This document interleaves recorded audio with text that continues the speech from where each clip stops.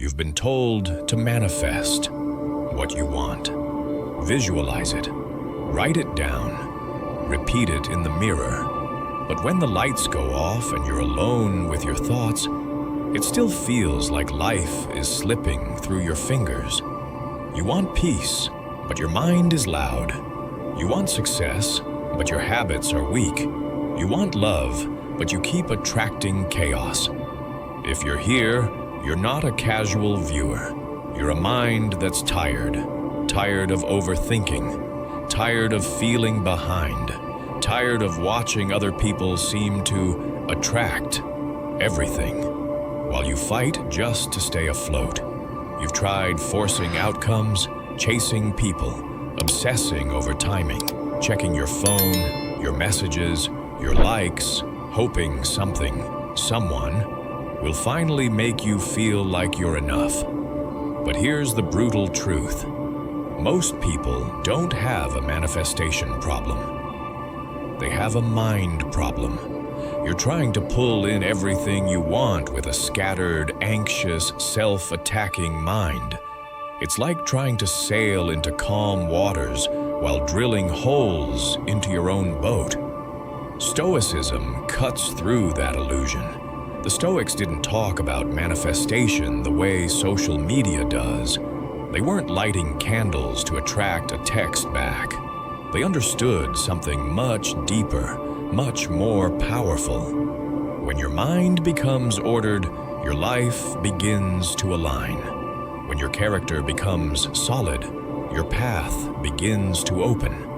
When you stop chasing what you don't control, the right things can finally come to you. In this video, you're going to learn 10 Stoic rules that quietly manifest everything you truly want. Not by magic, not by wishful thinking, but by becoming the kind of man whose mind, actions, and energy naturally attract clarity, respect, and opportunities. You'll see how to stop begging for attention and start radiating self-respect, how to stop obsessing over outcomes and start mastering your responses, how to turn heartbreak, rejection, and disappointment into fuel for a clear, unshakable mind. If you're ready to stop living like a slave to your thoughts and start living like the calm center of the storm, stay with me. And if you already feel this message in your chest, take a second to like this video and subscribe so you don't drift back into the noise. Because from this point on, your mind is the priority. Marcus Aurelius reminds you that the life you want begins in how you think, not in what you chase. The more you understand that, the more you see manifestation, not as a trick, but as the natural outcome of who you become. So here's your first quiet affirmation. Drop it in the comments to anchor it. I attract what I become. In the next part, we'll step into the first Stoic rule that changes everything. How to stop desperately reaching for what you want and become the person to whom the right things naturally come. You ended the last part with a simple line. I attract what I become. Now it's time to turn that from a nice idea into a way of living. The first Stoic rule that quietly manifests what you want is this. You stop reaching. You start radiating. Call it the rule of inner source. Most of your anxiety comes from wanting something outside of you to fix what's inside of you. You want the text to come so you can feel chosen. You want the money to come so you can feel safe. You want the opportunity to come so you can finally feel like you matter. So you reach, you chase, you obsess. But the Stoic mind works the opposite way. You build the feeling first through character and clarity, and then the right situations begin to align with that inner state. Epictetus would remind his students, life is not about what happens, but how you relate to it. One of the most powerful ideas from his teaching is this: You suffer less when you stop needing the world to constantly reassure you. Think of the last person you wanted desperately. The last time you were refreshing your messages, replaying the conversation, wondering what you did wrong. You weren't just wanting them. You were wanting a version of yourself that felt secure, calm, and enough. That's what this rule gives you. You start your day not by asking, "What will I get?" but "Who will I be?" regardless of what happens. You become the person who walks into a room with quiet self-respect, not silent begging.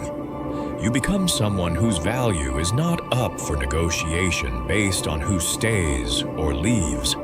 The more you root your worth in your own character, the more you notice something strange. You stop clinging, and better things stick around on their own. Your affirmation here is simple. I am the source, not the beggar. From here, we move into the second rule, the rule of control. Epictetus opens his manual with a brutal, freeing line. There are things that are up to us and things that are not up to us. That's it. That's the whole split. Your thoughts, your choices, your effort, your attitude, your standards, these are up to you. Other people's responses, timing, outcomes, the past, the future, those are not. Yet look at how you've been living. You burn energy trying to control what they think, what they feel, whether they come back, whether they approve.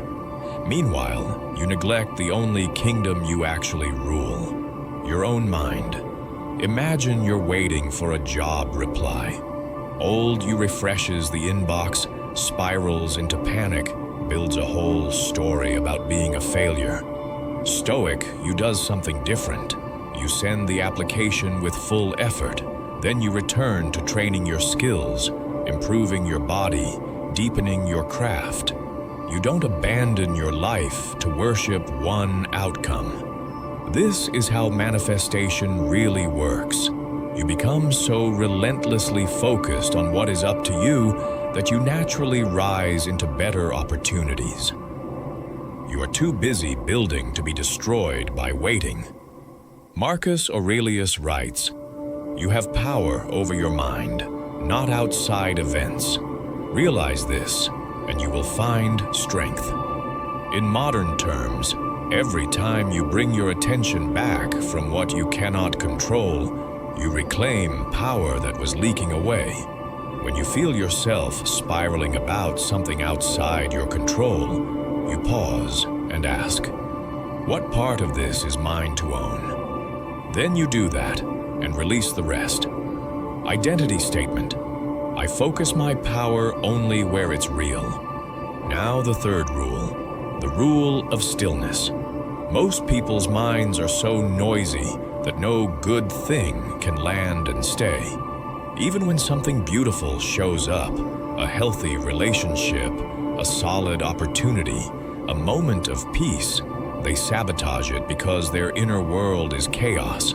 You might know this feeling. Lying in bed at night, everything quiet outside, but inside your head there's a storm. Regret, imaginary arguments, future disasters. You're physically safe, but mentally at war. Stoicism teaches you to build an inner room that is calm, no matter the weather. Marcus says, "Nowhere you can go is more peaceful, more free of interruptions than your own soul." He's not describing a fantasy. He's describing a skill, a practice. In a world of constant notifications, you choose intentional silence. In a world of instant reactions, you choose one deep breath before you speak. In a world that tells you to always be stimulated, you choose stillness long enough to actually feel your own thoughts. You start small. 5 minutes in the morning where you sit with your breath, notice your thoughts, and don't chase any of them. Walking without your phone, just observing. Pausing before you answer a triggering message. What happens over time is subtle but powerful. You stop being dragged by every emotion that moves through you. You can feel anger, fear, attraction, disappointment, and still respond with intention. That kind of man naturally manifests better situations because he's no longer wrecking good things with impulsive reactions. Your affirmation for this rule: my mind is a calm room, not a battlefield. If any of this is landing for you, share this video with someone who needs a calmer mind too. You never know who's on the edge of giving up on themselves. You've learned to become the source, to guard your control, and to build stillness. In the next part, you'll step into even deeper rules about standards, discipline, and how to stop chasing low-energy situations so the right people and opportunities finally find you. You've already started to feel the shift, from begging to becoming, from chasing to choosing, from chaos to quiet. Now we go deeper, because once your inner source, control, and stillness begin to grow, something else has to change: your standards. Think of the fourth rule as the rule of ruthless standards. Most of your suffering hasn't just come from what happened to you, but from what you allowed, tolerated, and excused.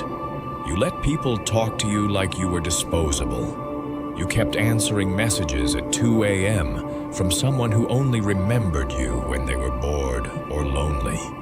You stayed in spaces that drained your soul because you were afraid of being alone with yourself. Stoicism isn't just about accepting life. It's about valuing your mind enough to protect it. Seneca writes, "Associate with those who will make a better man of you." In modern language, your environment is not neutral. The people you give time to are shaping your thoughts, your habits, your self-respect. When your standards are low, you manifest more disrespect, more confusion, more half-hearted energy, because you signal to life that you'll take whatever is thrown at you. Raising your standards doesn't mean becoming arrogant. It means quietly deciding, I don't argue for my worth anymore. I don't chase people who are unsure about me. I don't stay where my nervous system never feels safe. Practically, this looks like leaving messages on read when someone is clearly playing games. It looks like ending conversations that are always gossip and negativity. It looks like saying no to things that pull you away from who you're becoming. Identity statement: my standards silently teach the world how to treat me. The fifth rule flows from that, the rule of detached desire. You are allowed to want big things: deep love, financial freedom, creative success, a peaceful home. The Stoics never said you must have no preferences. They said, don't let your desires own you. Epictetus taught that you should attach your desire not to the outcome, but to your own actions and character. You want a healthy relationship, desire to become a clear, honest, disciplined partner. You want success, desire to show up every single day with excellence. The outcome is a bonus, not your identity. Think of the last time you clung to someone. You weren't just liking them, you were gripping them with fear. Fear of losing them, fear of being alone, fear of starting again. That level of attachment makes you blind. You ignore red flags. You excuse bad behavior. You abandon yourself. Detached desire says, I want this, but I don't need it to be whole. I can love you deeply and still let you go if you do not move with respect. Marcus Aurelius says, accept whatever comes to you woven in the pattern of your destiny, for what could more aptly fit your needs? This isn't passive, it's trust. You give your best, Then accept what arrives or doesn't as information, not as a verdict on your worth. When you live like this, you become strangely attractive. People feel your presence, your openness, but also your independence. You are capable of love, but not enslaved by it. Affirmation: I desire deeply, but I am owned by nothing. Now we step into the sixth rule, the rule of daily alignment. Most people manifest in spikes. One motivated night, journaling like crazy, scripting their dream life, then spending the next week scrolling, avoiding, procrastinating. Their desires and their days are enemies.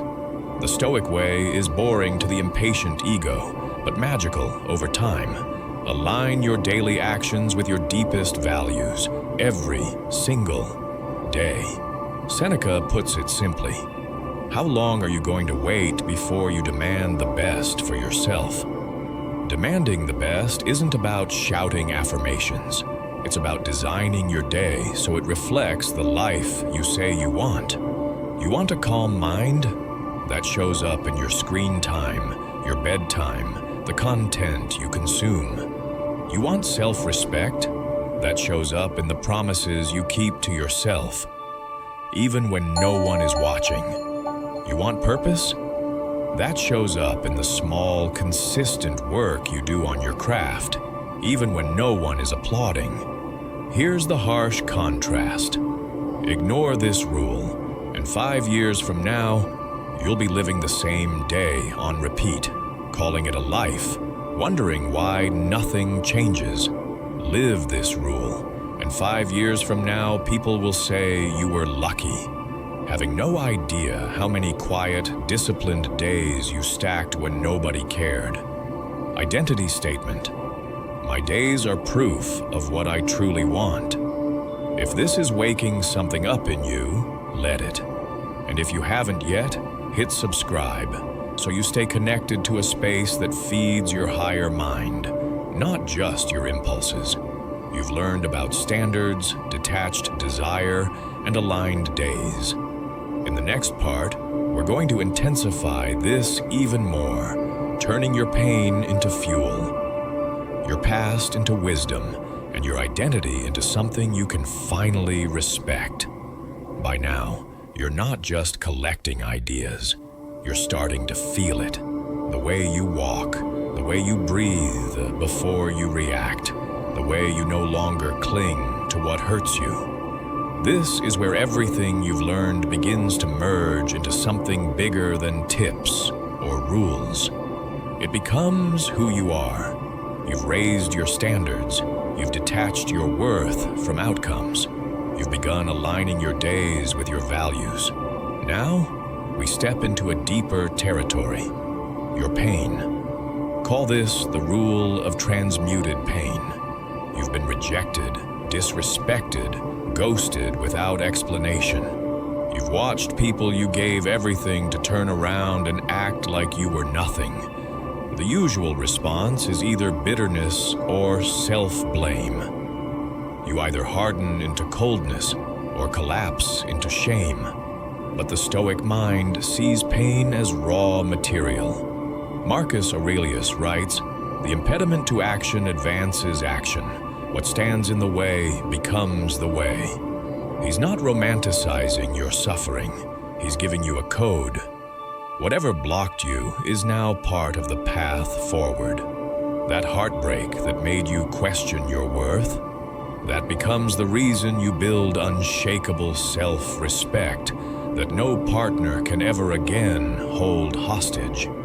That job loss that shattered your illusion of security, that becomes the reason you develop skills and discipline no company can take away from you.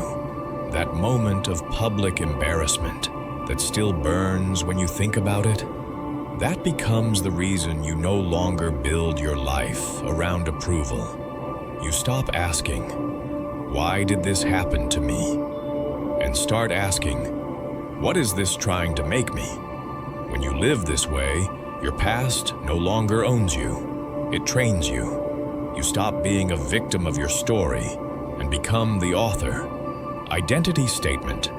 My pain is no longer poison, it is fuel. Now we move to another crucial law, the rule of the present battle. For most of your life, your mind has lived in two fake worlds. The past you can't change, the future you can't control. Replay, fast forward, regret, fear. That's been the loop. Stoicism drags you out of those hallucinations and drops you back into the only battlefield that actually exists. This moment, this action, this breath. Epictetus says, in essence, that it's not events that disturb you, but the opinions you hold about them. Your anxiety about tomorrow is not tomorrow. It's a story you're telling yourself right now. Marcus gives you a simple instruction. Confine yourself to the present. That's not ignorance, that's precision. Right now, there is always one clear next action that moves your life forward. One message you need to stop sending, one task you need to complete, one boundary you need to set, one decision you've delayed for 6 months that you could make today.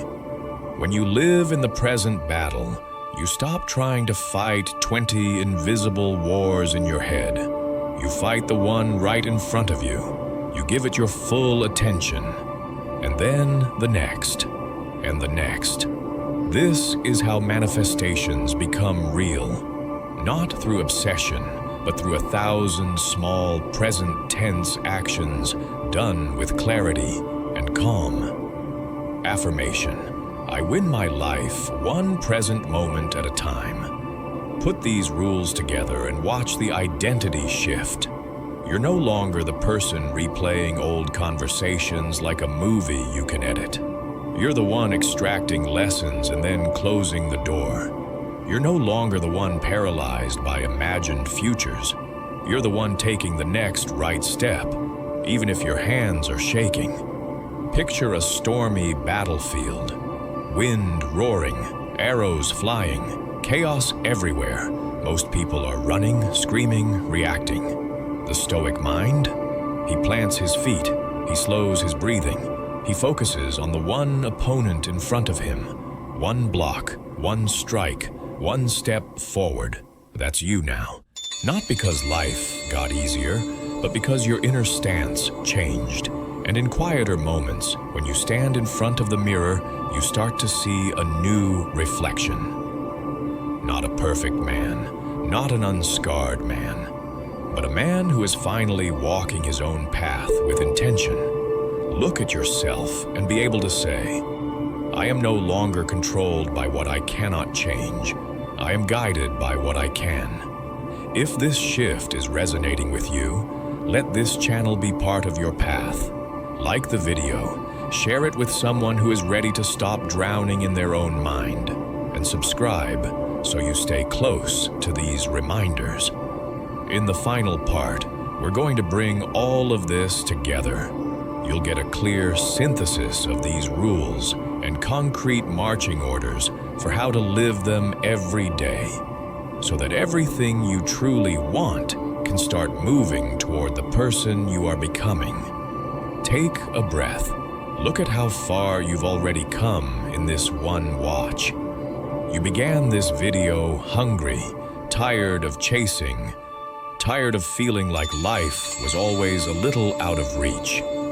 Now, piece by piece, you've been handed something different. A way to live that makes what you truly want move toward you, not away from you. You've stepped into inner source instead of begging for validation. You've claimed your control and released what isn't yours. You've tasted stillness in a world that profits from your chaos. You've raised your standards, detached your desire, aligned your days, turned pain into fuel, and stepped into the present battle. That's not manifestation as a trick. That's transformation of identity. To complete this, there are 2 final rules that lock everything in. The first is the rule of mortal urgency. Seneca writes, "It is not that we have a short time to live.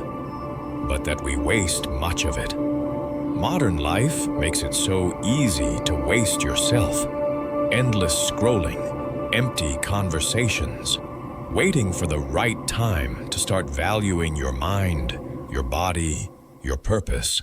But there is no later version of you that magically wakes up disciplined and calm. There is only this you, right now, deciding how much of your finite life you will hand over to distraction and fear. When you remember that your time is limited, your mind sharpens.